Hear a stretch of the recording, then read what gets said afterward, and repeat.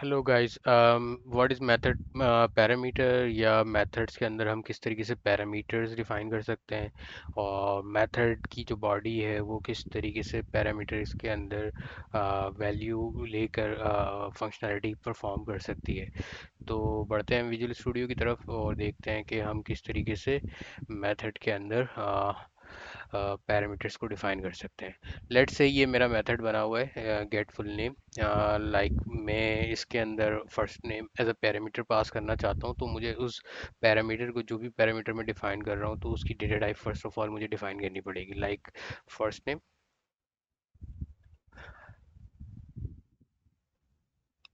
और हमेशा ख्याल करें कि जो आप मेथड्स के पैरामीटर डिफाइन करें वो भी मीनिंगफुल हों, उनकी नेमिंग कन्वेंशन जो है वो मीनिंगफुल हो।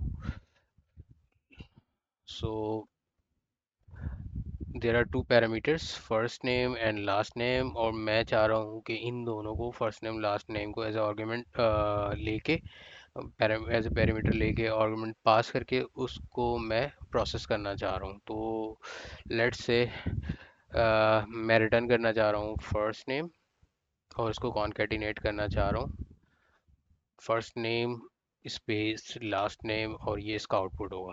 अच्छा, आप देख सकते हैं कि जैसे ही मैंने इसके अंदर पैरामीटर्स डिफाइन किए, तो जो मैंने पहले मेथड कॉल किया हुआ था, तो इसमें अब ये बोल रहा है कि मुझे एरर दे रहा है कि मुझे इसके आर्गुमेंट पास करने होंगे। तो आर्गुमेंट पास करने का एक तरीका कार ये है कि जब आप मेथड को कॉल करेंगे, तो आप जैसे ही कॉल करेंगे तो आपको ये इंटेलिजेंस पे आपको दिखा रहा होगा कि ये दो पैरामीटर एक्सपेक्ट कर रहा है। तो अगर आपने मीनिंगफुल नेम दिए होंगे जो पैरामीटर्स हैं, तो होगा ये कि आपको पता होगा कि ये कौन सी डेटा टाइप एक्सपेक्ट कर रहा है, और उस मेथड के अंदर जो पैरामीटर पास हो रहा है उसका मीनिंगफुल नेम क्या है, उसका पर्पस क्या है। जस्ट लाइक कि जैसे ही मैंने ओपन और क्लोजिंग ओपन ब्रेसेस को यहाँ पे ऑन किया है, ओपन किया है, तो मुझे पता चल रहा है कि फर्स्ट नेम एक्सपेक्ट कर रहा है। जैसे अगर मैं इसको फर्स्ट नेम दूँ,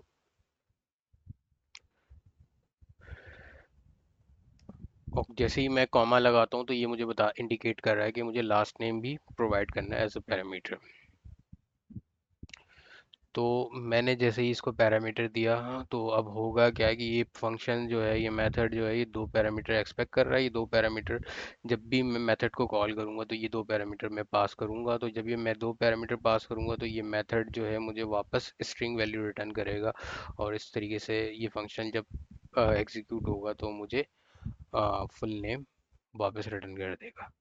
तो मेथड के पैरामीटर्स आप multiple parameters with comma separated pass कर सकते हैं। लेकिन आप जब भी मेथड बनाएं तो कोशिश ये करें कि आपके पास पैरामीटर्स लेस पैरामीटर्स हों, क्योंकि जिस तरीके से लेट से अभी यहाँ पे दो पैरामीटर्स हैं, तीन पैरामीटर्स हैं, आप लेट से अगर कोई ऐसा फंक्शन बनाते हैं या मेथड बनाते हैं जो फिर 10 पैरामीटर्स ले रहा है, ये 20 पैरामीटर्स ले रहा है, तो वो क्या कर देगा, आपकी मेथड की कॉलिंग को कॉम्प्लेक्स कर देगा। तो वहाँ पे हम डिफरेंट टेक्निक यूज़ करते हैं, कलेक्शन पास कर देते हैं या कुछ और। तो वो तरीक़ेकार मैं आपको बताऊंगा, लेकिन आप फंक्शंस बनाते वक्त ये ख्याल करें कि आपका जितना लेस पैरामीटर्स होंगे, वो फंक्शन उतना ज़्यादा मोर मैनेजेबल होगा, मोर एफिशिएंट होगा। तो इसमें अभी मैंने आपको बताया कि फर्स्ट नेम और last name as a string हम पास कर रहे हैं, इसका आउटपुट भी स्ट्रिंग है।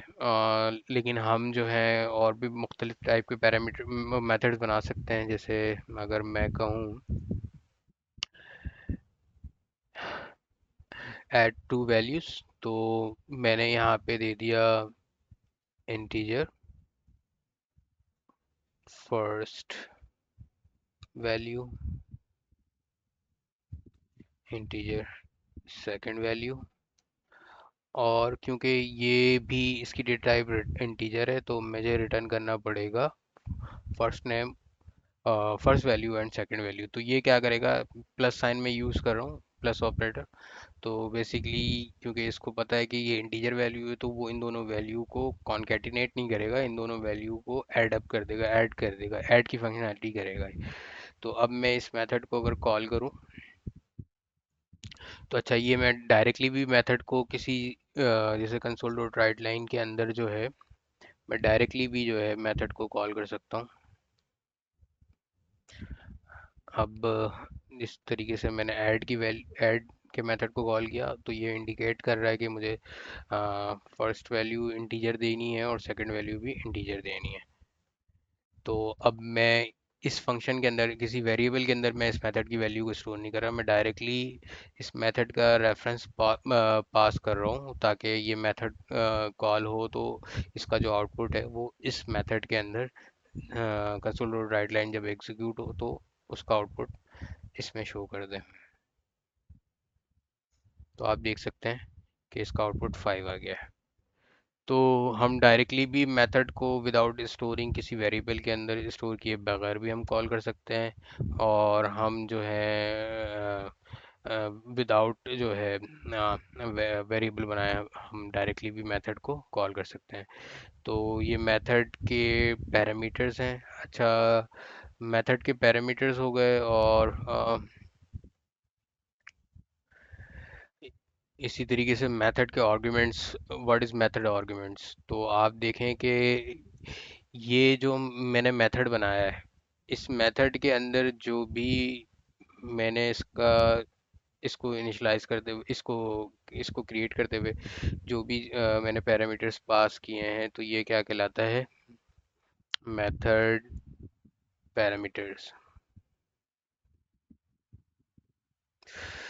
लेकिन जब मैं मेथड को कॉल कर रहा होता हूँ, जैसे मैंने यहाँ पे मेथड को कॉल किया, ये यहाँ पे, तो बेसिकली मैं क्या कर रहा हूँ, मेथड के आर्ग्यूमेंट पास कर रहा हूँ। It is called method argument. इसी तरीके से अगर मैं यहाँ पे भी इस मेथड के अंदर वैल्यू पास कर रहा हूँ, तो ये भी क्या कहलाता है? ये मेथड आर्ग्यूमेंट कहलाता है। तो सी शार्प के अंदर जब हम मेथड डिफाइन करते हैं तो पैरामीटर्स हम डिफाइन कर सकते हैं। पैरामीटर के साथ साथ हम जब मेथड को कॉल कर रहे होते हैं तो हम मेथड के आर्गुमेंट यानी मेथड की वैल्यू हम पास कर रहे होते हैं। अच्छा, इसी तरीके से जैसे मैंने यहाँ पे अभी डायरेक्टली वैल्यू पास की हुई है, अगर मैं चाहूँ तो यहाँ पे लाइक मैं एक वेरिएबल बनाऊँ स्ट्रिंग फर्स्ट नेम, और मैं इसको असाइन कर दूँ एक वैल्यू, और एक और मैंने पैरामीटर एक और मैंने वेरिएबल बनाया है लास्ट नेम।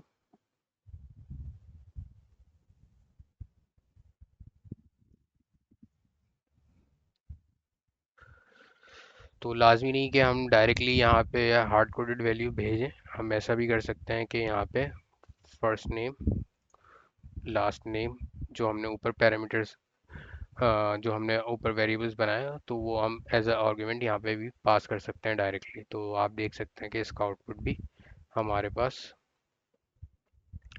सेम होगा। तो that's it for the method arguments. What is method arguments हमने देखा, मेथड पैरामीटर्स को देखा कि किस तरीके से हम पैरामीटर डिफाइन कर सकते हैं, और मेथड के अंदर हम किस तरीके से आर्गुमेंट पास कर सकते हैं। Thanks for watching. Please like and subscribe my channel. Thanks for watching.